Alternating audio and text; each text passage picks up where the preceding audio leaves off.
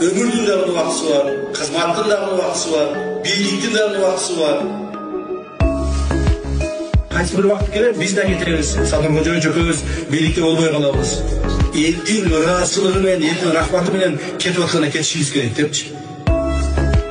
Bizning de vaqtimiz bitadi. Har bir narsaning o'z vaqtida chelenning vaqtisi bor. Biroq o'sha ma'noda elgan ro'zachiligi, rahmat olib turib yurgingiz kerak.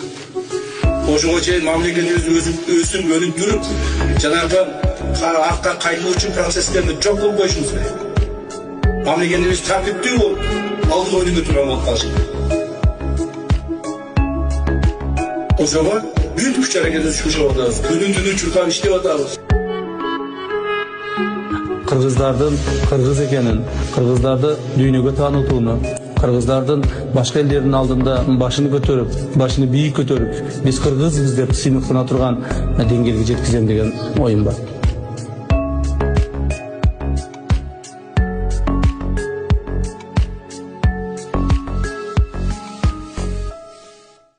Балама Алла Таала ору берген, бирок балам анан мен эле жалгыз каламда жашоодо ошондой эле сезилет.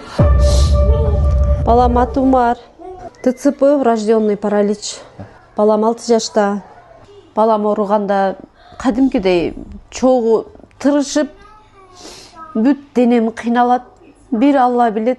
Бул оору менен балам өмүр бою жашайт, больницадан басып чыгат деп эч үмүтүм үзүлбөйт. Жанымда күчтүү эркек болгондо мынтип кыйналбайт болчумун. Сиздин эң чоң максатыңыз? Балдарым менен тынч жашасам дейм. Ошол эле максатым. Кыргыз эли жардам бере алат. Мен Аллага ишенем да. Алла Тааланын казынасы аябай чоң да. Эгер Аллах берем десе, элдерди кыргыз элин себепчи кылып берет деп ишене алам. Бир суулар акты, кечүүлөрдү кечтик, кыйынчылыктарды бирге көрдүк, камалып түрмөдө бирге да отурдук. Анан бүгүнкү күнгө чейин достугубуз уланып келатат. Биз бири-бирибизге мындай саясатта бирибизге бутубуз тоспой кайрадан жөлөк таяк болуп келгенибиз үчүн мына мамлекетибиз оңолуп атат. Мамлекет көп маселелер чечилип атат. Мындан ары да ушундай болот. Биз бири-бирибизге бир саясат үчүн, же бир байлык үчүн, же бир таасир үчүн жардам берип бири-бири жөлөк таял деген оюбуз жок. Биздин негизи экөөбүздүн достук, адамдык сапаттарыбыздын дал келиши болуп калды да.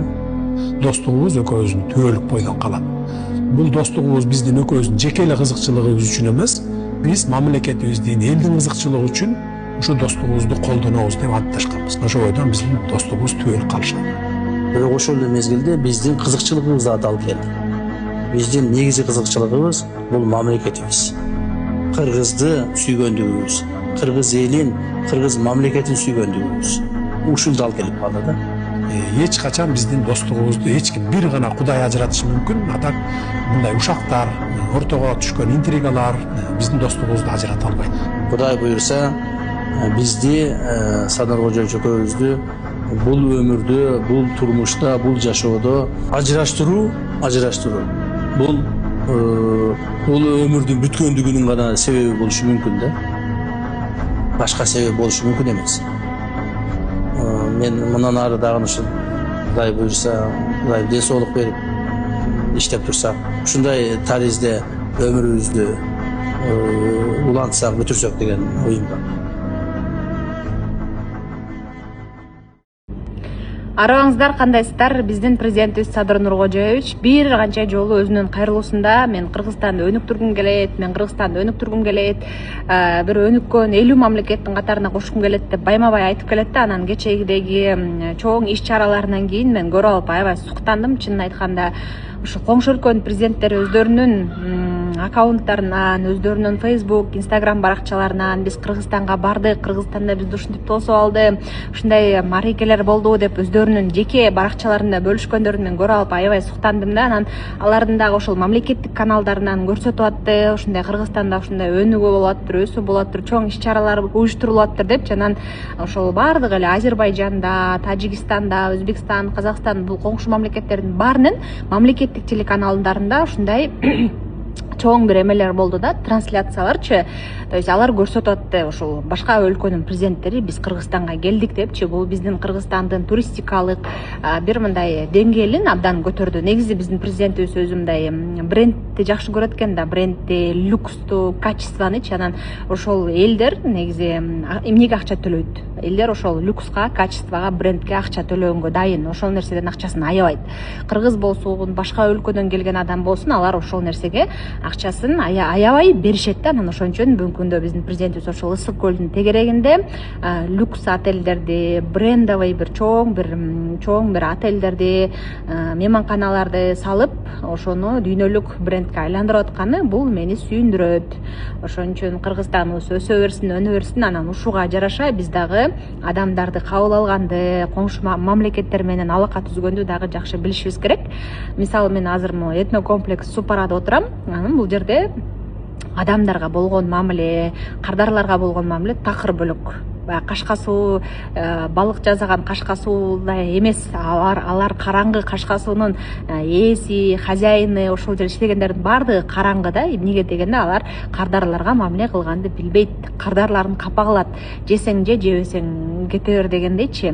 Мына Супарада мынакей ушул ашканада иштеген поварлары, официанттары бүт баардыгы буларга билинип турат да. Эшигин көрүп төрүнөт дегенде бул Супаранын жетекчилери жакшы адамдар экенин, ушул кардарлар аркылуу биздин ырыскыбыз келип атат, кардарлар аркылуу биздин курсагыбыз тоюп атат, биздин ушул жерде иштегендерибиздин ырыскысы келип атат деп кардарларды биринчи орунга коюп ошолорго жакшы мамиле жасайт. Ошон үчүн биз сервисти оңдошубуз керек, мамилени оңдошубуз керек. Анан кандай болгон күндө да туризмибизди оңдошубуз керек. Ошол. Арыбаңыздар, кандайсыздар? Нурлан Мотыев раматылык жаткан жери жайлуу болсун, бейиштик болсун. Ошол киши акыркы интервьюсунда Эрнис Хиязга бергенде мынтип айтып атат да: мен дейт бүт баардык нерсени көрдүм, менин көрбөгөн бир эле нерсем калды, бул бейиш деп атат да. Менин 11 балам бар, байлыкты көрдүм, бийликти көрдүм, саясатка бардым, бизнести көрдүм, жокчулукту көрдүм, барчылыкты көрдүм. Иши кылып, мен бул Кудайга ыраазымын. Мен көрбөгөн эчтеке калган жок, мен көрбөгөн бир эле бейиш калды деп атат да. Анан Нурлан Мотыев менен тең курактагы Кыргызстандагы кыргыз элитасынын, кыргыз саясатындагы адамдардын айта турган ичиндеги, көкүрөгүндөгү нерсе ушул болуш керек. Кыргыз саясатчылар ошол Мотыев менен кичине чоңураак, кичине кичүүрөөк, бирок тең курактагы жүргөн ошол Акаевдин, Бакиевдин баардык мезгилде бирге саясатчылардын башынан Мотыев айткандай эле баардык нерсе өттү да. Алар барчылыкты көрдү, жокчулукту көрдү, түрмөнү көрдү, ачкачылыкты баардыгын көрдү. Алардын деле 11ден 15тен балдар бар болуш керек, бирок бири дагы мынтип чыгып ачык Мотыевге окшоп айта албайт да. Анан менин бүгүнкү күндө сиздерге мындай кайрылып аткан айта турган нерсем бул эки нерсе да. Эң биринчиси, бүгүнкү күндө өзүңүздөр көрүп атасыздар, социалдык тармакта маалыматтык согуш болуп атат. Президентибиз Садыр Нуркожоевичтин мындай искусственный интеллект менен жасаган видеолорун көрүп алып, мен эметип атам да, жаман болуп атам да. Эмнеге дегенде, эмнеге жаман жактарын ушундай катуу бат эле таркап кетет да, жакшы жактары айтылбайт. Мисалы, жакшы жагы дегенде жер сатылып атат деп атат. Бирок Минприродага барсаңыздар, Министерство природы водных ресурсовго барсаңыздар, ал жерде ачык, открытый, ачык эмеде порталда жайгашылып турат. Бүгүнкү күндө мамлекет 100дөн ашык компанияны, 100дөн ашык ошол жер каскан, алтын каскан компанияны өзүнө кайтарып алды деп атат. Анын ичинде Мотыевке окшоп баардыгын көрүп бир эле бейишти көрө элек адамдардын дагы жерлери бар, алтын каскан жерлер бар. Ошону дагы бүгүнкү күндө мамлекетке кайтарып алып койду. Алар дагы ошол жаман маалымат таркатканга жардам беришип атат да, финансын бөлүштүрүп атат. Себептен алардын абдан чоң болуп көрбөгөндөй акчалары кетип калды, мамлекетке келип атат да. Анан мен могу инвестиция боюнча дагы айткым келип атат. Мисалы, бир эле Кытай эмес, Кыргызстандын ичинде ким болбосо да, мен болоюн, Эшмат болсун, Ташмат болсун, кимде акча бар болсо, ал адам ойлонот, логически ойлонот, бул акчамды кантип көбөйтсөм деп. Ошол эле сыяктуу Кытай мамлекетинде бүгүнкү күндө товар обороту, экономикасы, алардын бюджети триллион болуп атат. Ошон үчүн алар ойлонушат, биз бул акчаны дагы көбөйтүшүбүз керек дейт. Анан Кытай мамлекетинин жетекчилери айтат, өздөрүнүн ишкерлерин айтат: баргыла, дүйнө кыдыргыла, дүйнө кезгиле, кайсыл мамлекетте жакшы мүмкүнчүлүк болсо, шарт болсо, ошол мамлекет менен достук мамиле түзүп, жакшылап иштегиле дейт. Алар айтпайт Кытайлар бир эле Кыргызстанга баргыла депчи. Алар бүт дүйнөгө барып, инвестиция кылып, ушул акчабызды көбөйткүлө. Анан кошумча башка мамлекетке дагы салым таштап кеткиле дейт. Анан алар ошол Кытайдын инвесторлары барып баардык мамлекеттерди кыдырат, бир эле Кыргызстан эмес. Кыргызстанга келгенде дагы өздөрүнүн критерийлери бар, изучать этет, карайт, бүт бардыгын алар анализ кылышат. Анан кыргыз элди деле келиптир, келгиле муну кылгыла, тигини кылгыла дей калбайт. Кыргыз эл дагы аларды изучать этет, карайт. Ушул канчалык деңгээлде туруктуу компания, ушул канчалык деңгээлде бизге пайда алып келет, канчалык деңгээлде зыян алып келет. Анын баардыгы ушунчалык документалдык түрдө, кагаз түрүндө изучение болот. Мыйзам деген бар биздечи, анан жөн эле кире калып, бере калып, жерди каза калып деген нерсе жок. Ал андай нерсе жок бүгүнкү күндө. Бирок биз бүгүнкү күндө инвесторлорго муктажбыз. Бизге инвесторлор керек. Келгенде дагы инвесторлор менен келишим түзгөндө өзүнүн эрежелери бар. Алар 70% алса, Кыргызстанга 30% калат. Андан тышкары налогтор калат деген сыяктуу. Раз биз өзүбүздө техникалар, раз биз өзүбүздө бир чоң бир завод, фабрика ачканга мүмкүнчүлүк жокпу. Биз демек инвесторлорго, сырттан келген конокторго, сырттан келген бизге акча салабыз дегендерге биз мындай алаканыбызды жайып эле тосуп алышыбыз керек. Бирок кытайлар менен анда-санда сүйлөшүп калсаңар, алар Кыргызстанда айтат, бул Тянь-Шань, бул биздин жерибиз. Силер кыргыздар кыйынсыңар, ушул жерди басып алгансыңар, отурукташып алгансыңар, абдан бекем туруп берип атасыңар депчи, кыргыздын өзүнүн руху бар, духу бар, колдоочулары бар дегендейчи. Ошон үчүн биз өзүбүздүн жерибизге бекем туруп беребиз.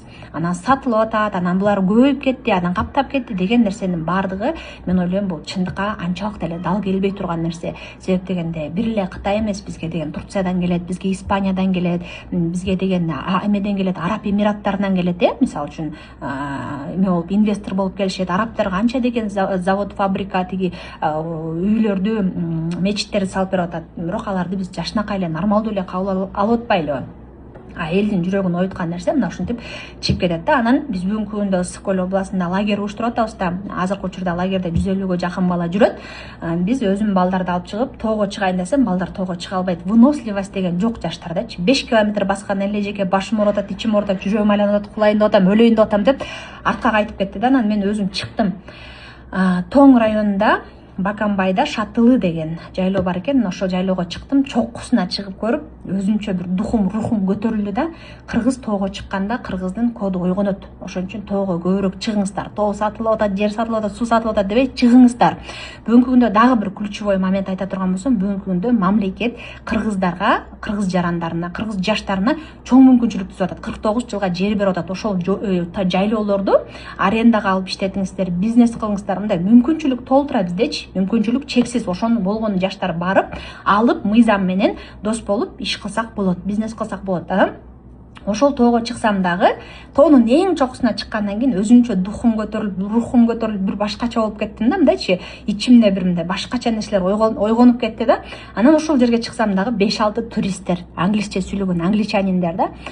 Аларды карап бир сүйүнөм, анан бир кейидим да. Эмнеге биз жер сатылып атат, суу сатылып атат дей беребиз, бирок тоого чыкпайбыз. Ошол тоого чыкканда 30-40ка жакын кыргыз баланы же кыргыз кызды көрсөм, мен сүйүнүп ошолорду бирден кучактамакмын да. Ушул жер биздики го, тоо биздики го, биз ээлик кылабыз го депчи, өйдөдөн карап атабыз го деп. Андай болуп аткан жок. Ошон үчүн мен айтат элем, тоого көбүрөөк чыгыңыздар, балдарыңыздарды көбүрөөк алып чыгыңыздар. Анан инвестиция боюнча, дагы башка нерсе боюнча мындай туура эмес жаман маалыматтар болсо, ага көп реакция кылбай эле коюңуздар. Анткени ал жалган маалыматтардын баардыгы ошол акча төлөнүп, чоң бир каржылоонун негизинде чыгып жаткан маалыматтар. Баардык нерсеге рационалдуу көңүл бурсак болот.